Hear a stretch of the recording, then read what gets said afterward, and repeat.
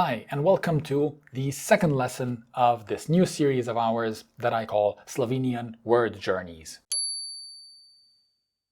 where we explore different words and phrases in Slovenian by exploring or examining or talking about their etymology, their word origin, and the connections between words. And we try to point out interesting things or things that help us remember words. So today we will be talking about restrooms. So a restroom or a toilet or a bathroom is a stranišče in Slovenian. Now, what's so interesting about stranišče? Well, it's a bathroom, restroom, or toilet. Yes, that's correct. Now, it all has to do with the word stran. Now, stran has several meanings. It can either mean side, in like the left side and the right side and so on and so forth, in which case it is irregular feminine. So it would be leva stran, the left side, desna stran. It's irregular feminine.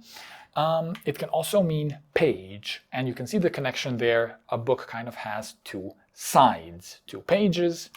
And it can also be an adverb, which you probably know if you've watched the Fundamentals of Slovenian Language, the Fundamentals of Slovenian Grammar series. An adverb is a word that never changes in Slovenian, and stran as a word that never changed and that we would color orange. It means away. So, side, page, and away is stran, and so why is stranišče stranišče? Well, it is a place away from the main living area or living quarters. It is, or you can think of it as a place to the side of the living area. And so it's all about the, you can think of like an old house, like, I don't know, 100, 200 years ago. Sometimes it had a small, like wooden, whatever it's called, a hut, whatever, you know what I mean. Like it had the restroom outside and to the side of the living area. So I know that this is quite graphic or even vulgar, but sometimes graphic and vulgar things can really help us remember new vocabulary. Imagine you go camping with some friends and you have the campsite.